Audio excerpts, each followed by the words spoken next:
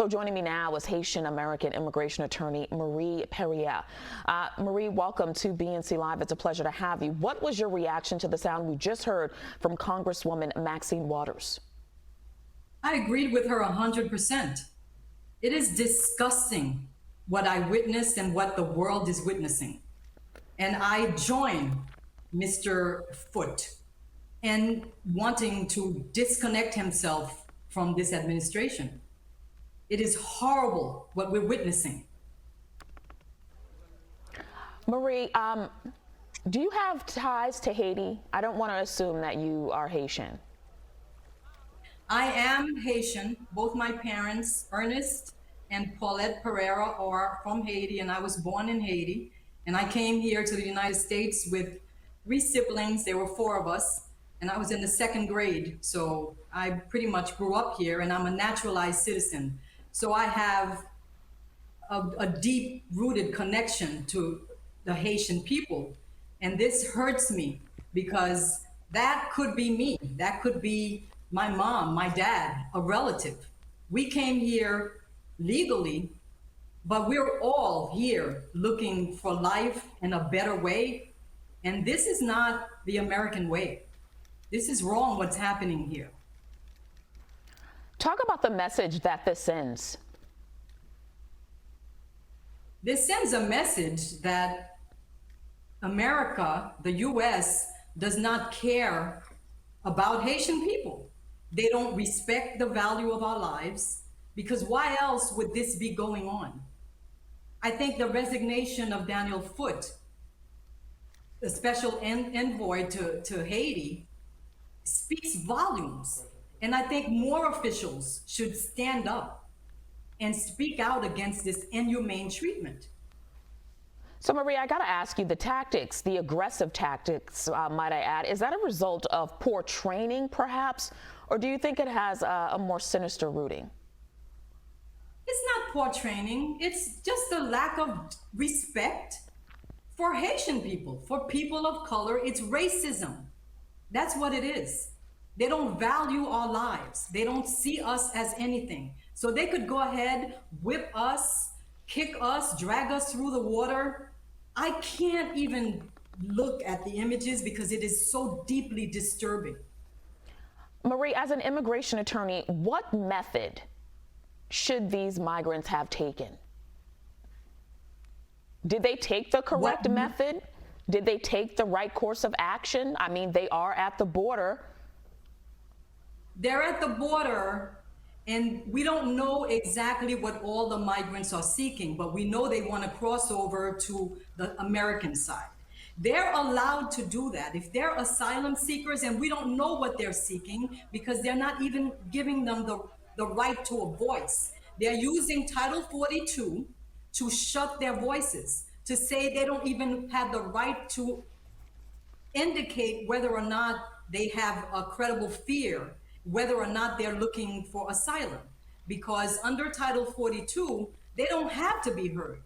They just have to say, because there is a pandemic and there's COVID, we can't let these people in here. And that's it. So they were never heard. We don't know what exactly all of these migrants want. What is the basis for them wanting to cross over into the US, because they weren't given that opportunity.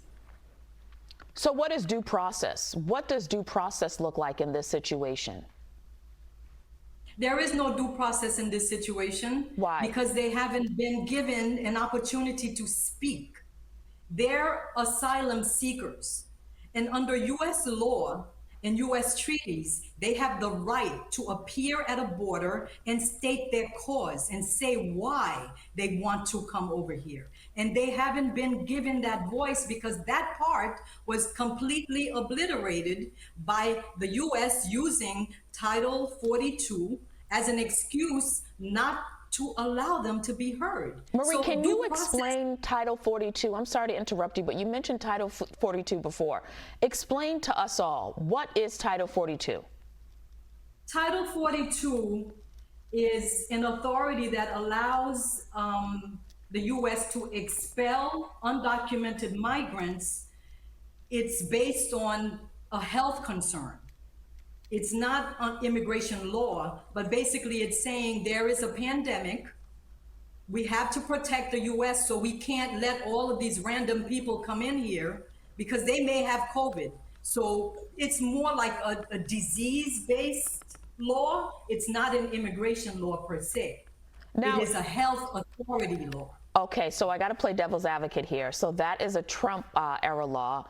But does that Yes, not is. apply to this situation? We are still in a pandemic that is not under control by any means.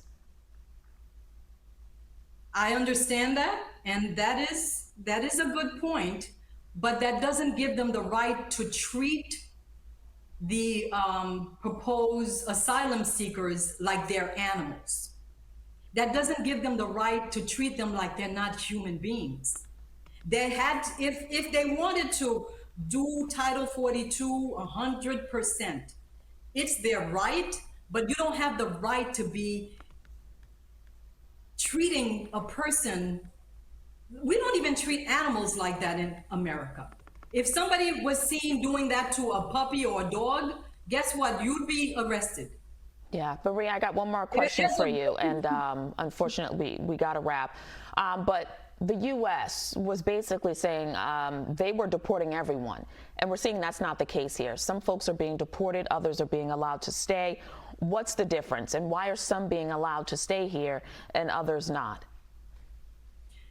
You know, from my research, they're allowing a few people randomly. There's not a rhyme or reason to it. They're allowing people who can prove that they have people in the States that would be willing to take charge of them. So those people some of them are allowed to come over. People with small children are more vulnerable, so they're allowing them to come over. But up until now, there is no real rhyme or reason. Who are they letting? I think the administration, because of the pressure and the way the public is against what's going on, they don't know what to do, because they're still deporting people, but they're letting a few people in. What criteria they're using? They're using people with children and people who can show that they have ties to the US, and they're not just going to be released into society with nowhere to go.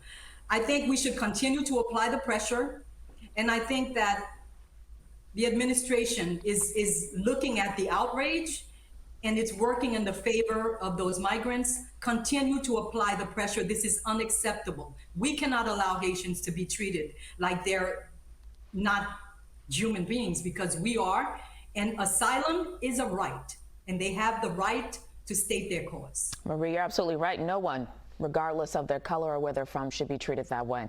Thank you for joining us.